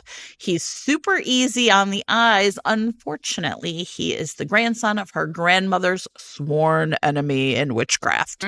So Rhea is planning to convert the video store to the bookstore of her dreams, but should she have to pay for her grandmother's bad choices? I just don't know. So there's a bunch of mysteries that's happening. Each clue points to Arcadia Falls magic hanging in the balance. Rhea wants to keep everything safe and get herself her man and her bookstore, and I think that all sounds nice. Books and Bewitchment by Isla Jewell. Let's talk about sex lessons. Let's. My favorite. Oh, Alice Murray has a book out called A Little Buzzed in February, and the premise is Scout Porter, our heroine, is a 26-year-old virgin who has sworn off love and sex because of a terrible relationship. But the problem is that she is also the head engineer of Buzzcore, which is a sex toy startup. And the entire staff there just found out that she's a virgin and has been like, and is basically like, what? How? Right? Look at what you do. And so she's like, listen, I need everybody to get focused on this upcoming launch of this like new sex toy. And if the way that we can all stay focused is for me to lose my V card and fast, then I'm going to go find Hudson Bailey. Sure. Who is the software developer hired to build the app for Scout's latest creation. The only problem is that he doesn't have much experience with sex toys. So he's going to teach her about sex and she's going to teach her about toys. And they are going to have and that's that. They're going to just sort it out, Jen. Sure. And then go back to business. And Obviously. never think about it again. Correct. Except, obviously, their chemistry is off the charts. And now Scout's got to rethink her relationship to relationships. And Hudson is going to have to, I don't know, be super sexy. I think that'll be okay, though, because Alice Murray knows how to write a book. So that is Alice's A Little Buzzed. Amazing. Okay, so I'm going to talk about In Her Spotlight by Amy Spalding. In this one, we have Hollywood actor Tess Gardner, and she's like not the kind of famous she set out to be, right? She's basically got like kind of like cheesy Princess Platinum of the, kind of big series. Everything's like CGI, and she really wanted to be like a real like serious actress. And so Tess lands a part working with a really acclaimed stage director, and she's really like excited, right? This is going to be a chance to prove her real acting chops. But a scandal forces out that director, and his replacement is none other than hip buzzy director Rebecca Free. And this Rebecca essentially was one of this is one of Tess's like first lovers, but Tess is really firmly closeted and Rebecca is not. And so one of the things that happens is like, Tess is like, this A-list life is just really hemming her in. And, Hollywood has made it really clear that, the girl next door superheroes can't also be a lesbian. And so she can't really come out. And so Rebecca is like, I'm not putting up with this. So, what is Tess going to do? Is she going to like sort of let the curtain close on this second chance at happiness with someone she's always had this connection to, or take a leading role in her own life? So that is In Her Spotlight by Amy Spalding. Ashley Herring Blake has a new book out in February called Get Over It, April Evans. April's life, again, in shambles. We love a heroine who's in a mess. And she has had to close her tattoo shop and sublet her house. And largely because, like, basically her life fell apart when her ex-fiance left her for a younger woman years ago. She's asked to teach a summer art class at a new resort in town, and she jumps at the opportunity because cash money. And the job comes with boarding, and she heads in until she meets her roommate, Daphne Love, who is the woman who stole her ex-fiance. And Daphne has no idea who April is. So Daphne, on her side of things, just thinks she's cursed in love. Like she had this like great girlfriend. She thought it was forever. And now she's single again and altered and like brokenhearted. But she has this roommate who seems to hate her and she can't quite figure out why. This is a like very tense relationship that gets more and more shaky when they find themselves competing for an art show in London that will explode their careers, and then barriers start to fall and they start to feel feelings for each other. But what's going to happen when they realize like exactly how their relationship is all tangled up? So that is Ashley Herring Blake's Get Over It, April Evans. Okay, so I'm going to talk about Personal Bodyguard by Danielle M. Haas. This is the second book in the Sunrise Security series. This is a Harlequin romantic suspense. I read the first one and really liked it. So in this one, we have Eve Tilly. She's tough. She's tough. She can take care of herself. But after being attacked at work, her friend Reed Summers goes into full bodyguard mode. She really does not think she needs 24/7 protection. It seems unnecessary, even though he's in the security business. But then there's like clearly a stalker after her. So,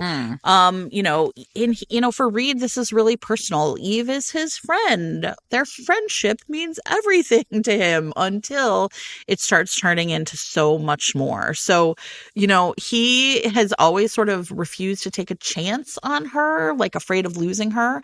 But now she might lose her in another way if he does not protect her body, Sarah. So it's time to prove it. Protect her body. She's going to have to protect her body 24 hours a day, especially at night in bed. And see, we all know how this works. So that's Personal Bodyguard by Danielle Haas. Jill Shalvis has a new book out, which is going to make a lot of contemporary romance readers very happy. It's called Free Falling. Retired hockey player, another hockey player, everyone, Caleb Colburn, is now working for his family business. There's like a big construction project that he needs to prove himself on because his whole family thinks like, what are you, some hockey player? How are you going to do this? And Emma Sumner, the architect on the project, it happens to be his college nemesis, and she is in town assigned to the project. They are going to have to see each other almost every day. They absolutely hate each other, and she fully intends to make his life a living hell. And Emma, however, at least that's what Caleb thinks, because Emma, what he doesn't know is that Emma's job is on the line with this big project. And the moment she discovers that Caleb is involved in it, she knows that she is going to have to somehow hold it together, even though back in the day, Caleb had snagged the scholarship that she needed to stay in college. So she's been living hand to mouth ever since, and she does not have any intention of forgiving him for this like thing that happened in the past that he doesn't even really know quite quite what happened. Anyway, this building is being renovated. This is for anybody who loves a renovation romance. This is a project that they are both really in love with. And like in all romances, mutual adoration for something is going to bring these two common ground. And what's going to happen when that admiration turns into attraction for each other? I think we know. Do it. Oh boy. Because Jill Shalvis knows the job. She does. I have read many a Jill Shalvis, and she in fact does know the entire job. How many more to make your That's art it. even? We got to move on. We're on to March. We're moving on. February's out, everyone. Listen, I had more. So sorry. So did I. 16 per month is a lot, I feel like, right? That's true. You guys won't be able to read more than that. No, exactly. So it's time for March. We're marching on to March. Okay, fine. All right. So I am going to start off by talking about Rears and Vices by E.M. Caro. All right. This is a queer, poly, spicy historical romance, which like basically pitched to me as Black Sails meets Hamilton. Oh, all right. Plus, yeah, so like pirates, everybody. Okay, Sure. So it's 1816. The wars with France and America are over. Everard Anderson, and there's, I don't know, he's got a lot of names. Anyway, Everard thought he'd be a hero by now and it would mean something. Instead, this 20-year-old Royal Navy career man is sailing the peacetime Great Lakes, which is like, I'm sorry, really funny. Demoted to a captain of a tiny 10-gun schooner. When Preston, his former lieutenant and handsome ex-flame, forewarns him about a court-martial that they're going to have to judge, Everard is kind of grateful. On the docket, however, is Vitaly Gray. Everard, I don't know. Anyway, they've crossed paths before, not strictly as enemies. But the charges mean that Vitaly's going to hang for sure. So with quick thinking and quite a lot of perjury, Everard delays the trial. It costs them everything because it turns out that Vitaly has like a true identity. He's the infamous pirate fleet captain. Yes. And weapon smuggler. Say no more. I got it. At least 3 crowns want him dead. But I think these 3 instead are going to have, there's jailbreak, philosophical debates, proposals, pirate marriages, by the way, no strings. And so all of these 3 head off to the Gulf of Mexico. And I honestly just think they're going to have a great time. So fun. So we have, like I said, it's called Rears and Vices. I don't know what else you want me to tell you, everybody. This is someone who clearly knows the job. They've been very clear about it. Everybody's You're going to have a good time. There you go. Jen, yes. You said pirates. I did say I pirates. heard Vikings. Same thing, really. Men in fur. That's right. Correct. Stolen by Her Viking Enemy by Roxy Harper is coming in March. Very exciting. Shield Maiden Kara has suffered her stepfather's cruelties to ensure her secret daughter's safety for years. And the problem is she got seized at sword point by Axel, her stepfather's ruthless enemy. Oh, I want it already. Listen, it's so wrong. And she's like, I've just exchanged one terrible man for another. And he's like, yeah, but have you? Because then he takes his armor off and she's like, hang on a second. That doesn't look like my stepfather. Is it possible that you hate him just as much as I do? And Axel is like, is it possible you hate him just as much as I do? Because revenge can be sweet and sweeter if the two of us get it together, also while boning. So, correct. I'm not going to say anything more because I think I made it very clear what's happening in this book and why it's going to be great for everyone. Men in fur, Vikings, stolen by her Viking enemy. In case you didn't know, this is definitely a Harlequin.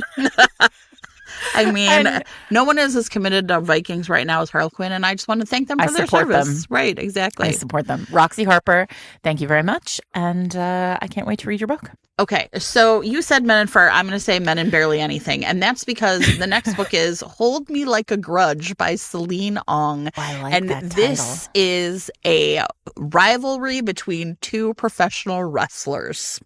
Nice. Right? And so here's the thing. I mean, right?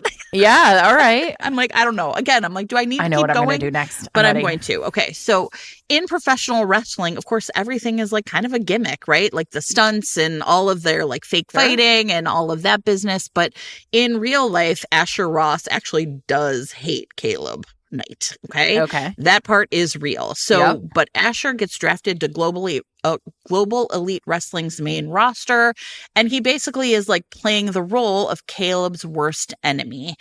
This should be really easy. That means he gets to kick his ass all the time, and ideally strip him of his world championship title. I think they'll be stripping other things too. It's fine.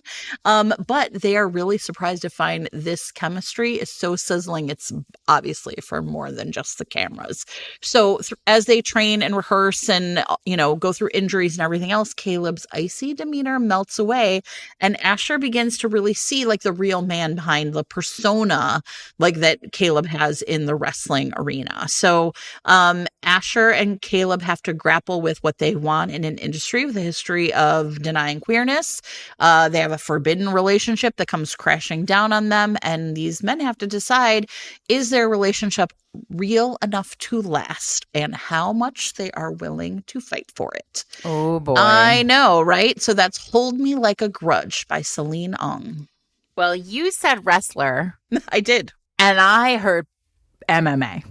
Same. Those are also the same. I mean, and also this week I'm feeling really like very happy with the situation in MMA. Justifiable face punching remains unmatched this week. A lot of terrible racists are getting just knocked down and just destroyed in MMA fights. And I like it for all of us. I do. So here's one where Lily Parker. Wait, what's the name of this book? Oh, sorry. This one's called Sparring Partners, obviously. By Erin Rose, who knows how to title a book. Sure. This is okay. So it's been a year since Lily Parker fled to Chicago, your hometown, my hometown, hoping to lose herself among millions of people in a big city. And she's become a new content creator for a Southside MMA gym, which is a chance to save the gym and help women. That is also like funding women. Lessons for women who want to learn to protect themselves. But when a gorgeous, scarred, and tatted up MMA coach decides that Lily is his enemy, there is definitely something spicy brewing between them. Kieran Sullivan only knows how to use his fists. His body is a testament to survival and to protection of those he loves. Sarah's entered the chat here. And that does not include the gym's newest employee, though. A video goes viral, and the two of them fighting, and Kieran and Lily have to play nice in front of the cameras to keep the gym's fans happy. And now the internet is obsessed with them, and the internet has basically decided that these two are definitely going to fuck, which makes it a lot harder for them to both fuck and stop wanting to fuck. So here it is. This is a quick-paced romance that you can read in one sitting, according to the back cover, and I am going to test that theory. Amazing. Okay, I am going to talk about Fallen Hero by Riley Edwards because it's been a minute since I read a SEAL romance, and I was like, they're still out there. Delightful, right? Like, remember when I was like, I'm so tired of the billionaire SEAL's lumberjack adventure, but now former Navy SEAL locks his heart away. Click. Correct. So what we have here is former Navy SEAL Mason Hughes locked his heart away. Click.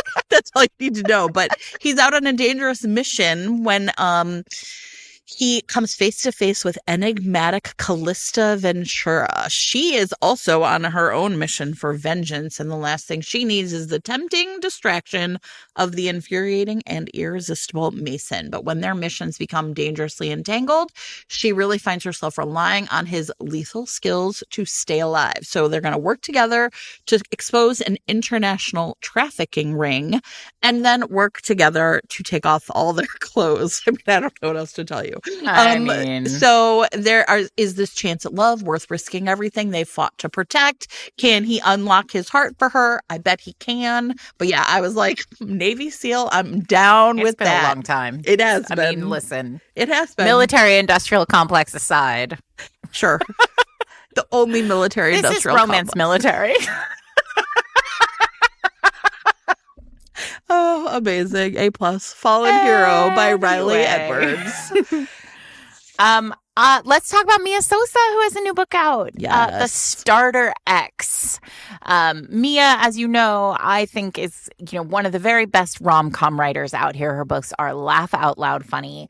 And here we've got Vanessa Cordero, who used to run a profitable side gig that is very clever, which is for a reasonable fee, she would date your crush, make his life miserable, and then just pave the way for you to roll in and be like a perfect alternative to a terrible girlfriend. Enter Jason Torres, a certified commitment phobe who does not plan on getting married anytime soon, much to his mother's dismay. And what he needs is a temporary girlfriend, a very inappropriate girlfriend who his mother will hate, so she will finally abandon her dream of getting him to the altar. This seems very sensible on Jason's part. Obviously. Vanessa's younger sister, Lisa, has her eye on Jason and convinces Vanessa to basically come out of retirement and do this kind of starter X job one last time. Go in, be a terrible girlfriend, pave the way for Lisa to then roll in, and maybe Jason will see her finally. Of course, this is gonna be a big mess because Vanessa can't ditch Jason, even though that's the job, and her sister loves him or likes him. Oh, so much drama. Drama-rama. So fun. That is Mia Sosa's The Starter X. That looks very full of conflict, and I'm really looking forward to reading it. Okay, so I am going to talk about A Change of Pace by J.A. Stevens. This is a sapphic historical set in 1813 London, like the height of the Regency, where we have kind of a slow burn romance between a trans femme woman and a rakish cis woman, which is kind of rare in romance. So what we have here is Georgina George Pace, right, has charmed many beautiful women in her day. She's really cavalier with love, deep, but really cares a lot about her family and her friends. And so she will do anything for them. So when she learns that an acquaintance of hers, Mr. Coombs, has been targeted by a corrupt gaming house, she will stop at nothing to protect him. Miss Pace's quest for justice leads her to the enigmatic and intriguing Lady Mortimer, who offers assistance while keeping her cards close to her chest. Will Miss Pace risk it all, or will she keep herself safe and surrender to her feelings? So that sounds like a really fun queer Regency romance. That's A Change of Pace by J.A. Stevens.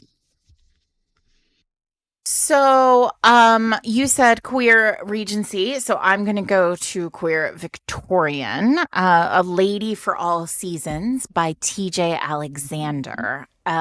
So TJ is A Gentleman's Gentleman came out last year and we loved it. So in this case, it's not Victorian. This is Regency. So we've got Verbena Montrose, and Verbena has to save herself and her odious family from abject poverty. And to what she lacks in dowry, she makes up for in the currency of gossip. She is really good at understanding what's going on. She's got her ear to the ground. She's the person everybody goes to get information about society from.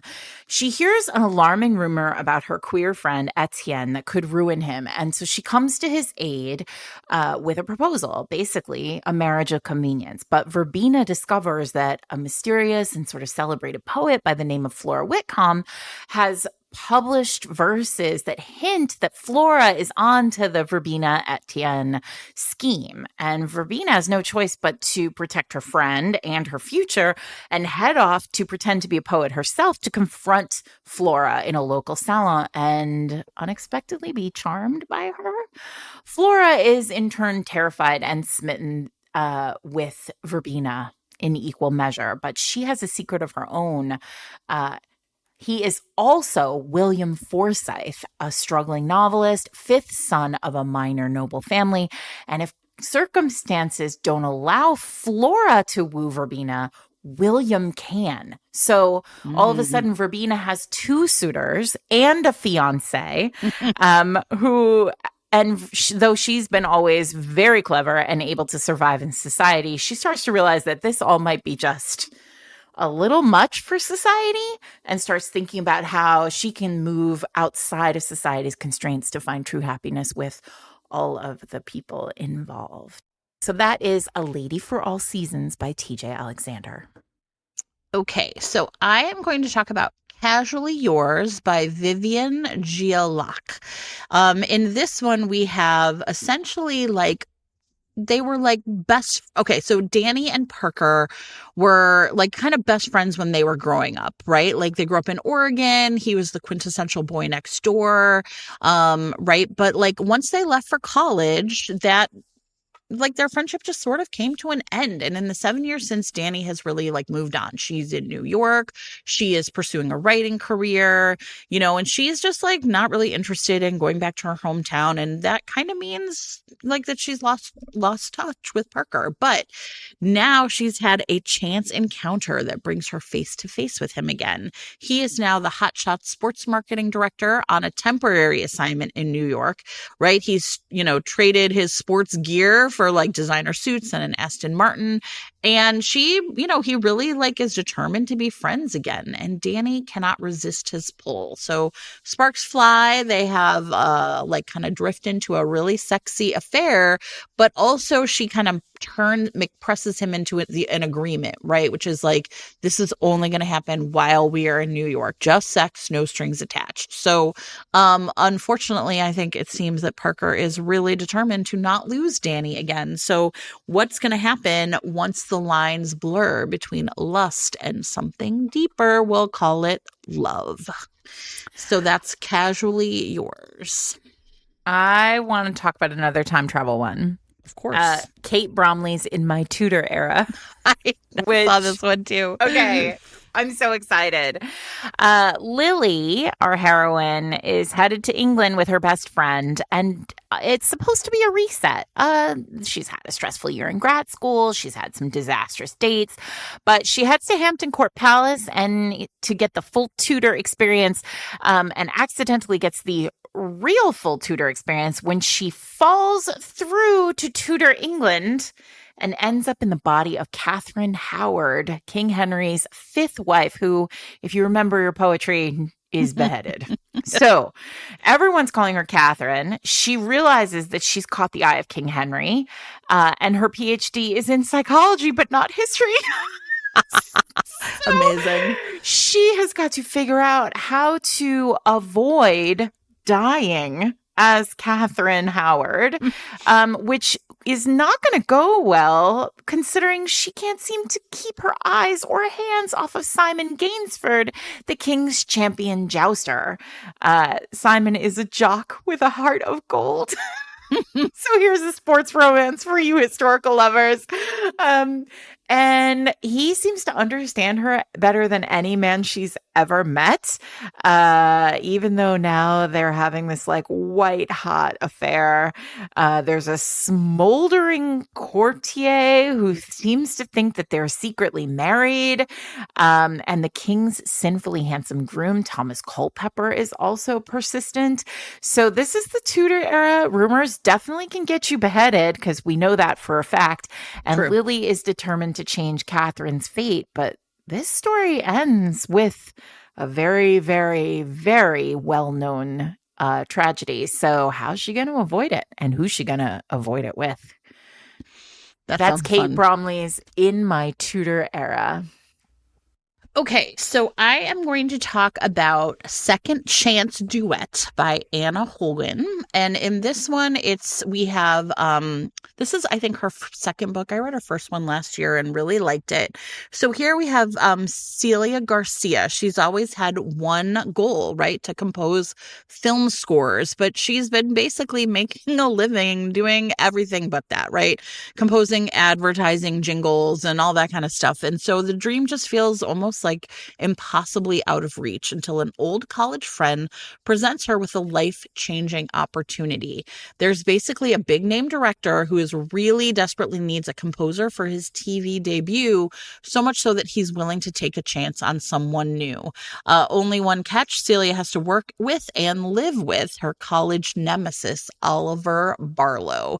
She remembers Oliver as being arrogant and rude and entitled. He was like just like the scion of Hollywood royalty.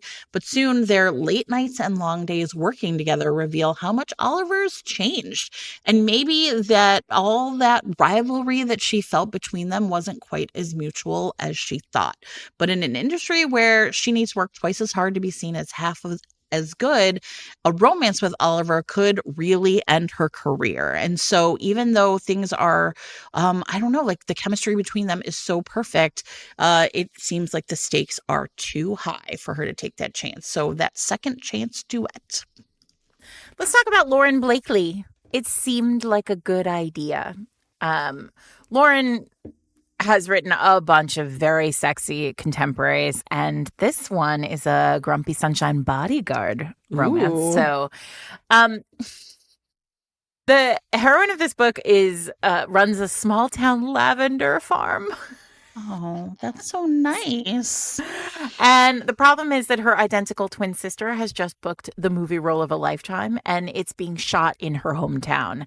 And the heroine needs a bodyguard to protect her because nobody can tell the difference between her and her identical twin. Her new broody tattooed protector is none other than the guy she had a one-night stand with the month before Love starts. And listen, that one night stand was freaking great, except he ran out on her without saying goodbye. And of course, when he arrives in this tiny hometown where the film is shooting, he comes right in the nick of time to save her from paparazzi at the market. I love a saved her from paparazzi moment. Yeah, everybody sure. knows that. Mm-hmm. He just is like following her around and like protecting her from terrible cameramen at the market and the coffee shop and the dress shop. And it's hard to stay mad because every time he rescues her, she falls a little bit more in love with the like whole mythology of the bodyguard protector. But she's got a plan, which is maybe another night just to like get it out of her system because he did run away the first time. And then one night turns into another, and then they're talking a lot and they're sharing secrets and he's leaving and she's staying, and like they can't be together longer than the summer, can they? We'll see. No. So that is Lauren Blakely's It Seemed Like a Good Idea. Okay, I am going to talk about 30 Love by Tom Vellner. This seems like it's going to really hit for all of the people who are still trying to come down off of the heated rivalry train. And so this is a gay sports romance set against the world of tennis. And so American tennis star Leo Chambers has had a long time life goal of winning the US Open by 30, right? Because that's the age in tennis where, you're almost, everyone kind of sees that the window is closing, retirement is looming, and he's just a year away from that dreaded birthday, but he can't find his focus. He's in the closet. He hasn't told anyone he's gay. He's clashing with his strict coach, which that's his dad, and he can't figure out how to beat his longtime nemesis on the tour, Gabe Montoya, who, hits different. So Gabe is playing better than ever. Leo cannot seem to escape him, and maybe he doesn't want to. So Leo is basically determined to have no distractions, right? There is too much pressure on him. But when Gabe makes a shocking announcement, Leo is thrown off his game in more ways than one. And so what is going to happen with these two and all of the various threats that they face both inside and outside the world of tennis and from their own hearts. So that's 30 Love by Tom Vellner. This is my last one, right? You could do two more. Oh, I have two more. Yes. Okay. Well, then I think I should do Convenient Wife Conditions. Obviously, you should. By Rebecca Hunter. Also on my list. Listen, this is a Harlequin Presents, and I'm so excited. Massimo Carandini is trying to redeem his family's name. And the best way for him to do that, listen, here's why I love this idea. Because when we do fake engagement or fake relationship or fake marriage, invariably we're like, there's like a whole rigmarole of lead up to it. And then he says, why don't we fake date? And then she says, okay, that's fine. And then we do a whole rigmarole after. Let me tell you how Rebecca Hunter is going to tackle this. Massimo needs to enhance his reputation. We've heard this story. We've sung this song before. Okay. Sure. He says, I need a fake fiance. She says, great. I'm very happy to be your fake fiance. And her name is Katerina because you're super hot and I'm super into the idea of us like having a real like passionate marriage. We'll figure it out as we go into it. Except then she discovers like he has no intention of ever touching her because this is fake. And all it is, he has a rigid, like concrete control. He's not going to let himself like feel feelings for this woman. He's not going to do any of that business. That's not what Massimo is about. And when Katerina discovers this, she's in the fucking wind. I love it. So she's like, wait, you make me feel big feelings every time you're around me. And we're not doing this if we aren't sleeping together. And so when she's in the wind at the beginning of this book, he's like, shit, I have to go find her. He goes, he finds her in a cabin in the middle of nowhere during a snowstorm. And what are they going to have to do, Jen? They are going to have to work it out and work out in bed during this snowstorm. Obviously. Because Katerina's like, listen, I have conditions. And those conditions are, we have to bone. And that is a convenient wife condition. I mean, I just think that sounds exactly what we all just really need right now. Listen, it's going to snow, hopefully in March, and you'll be able to read this book, Convenient Wife Conditions by Rebecca Hunter. Perfect. Okay. I am going to talk about Anderson in Bloom by Jennifer Duggan.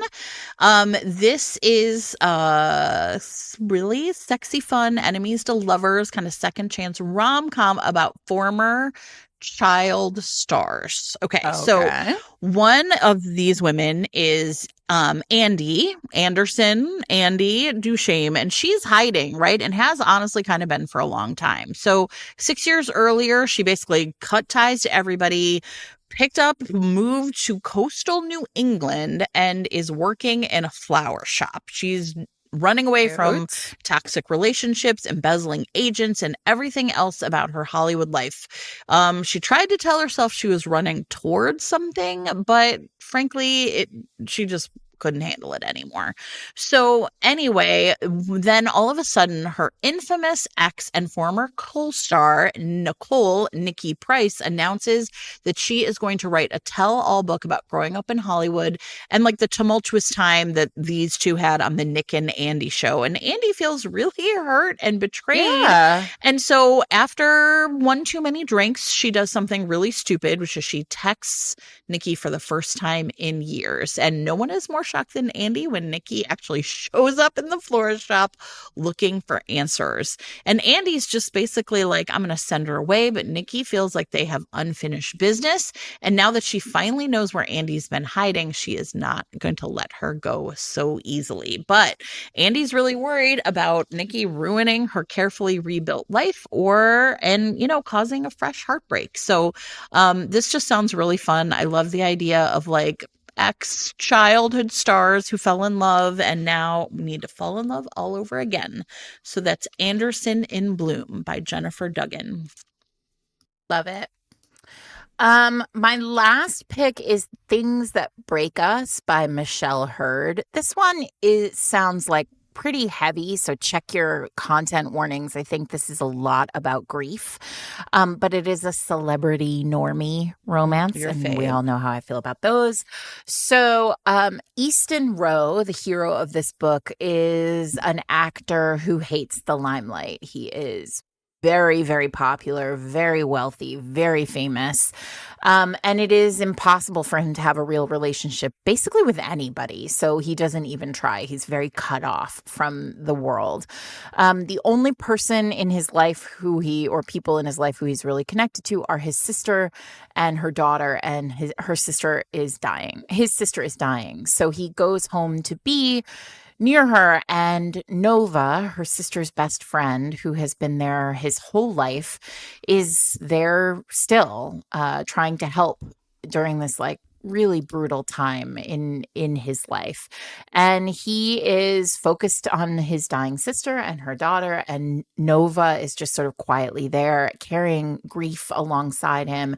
And they are this is a romance that is going to bloom and grow alongside loss. And I love a book like this, so it's very much for me.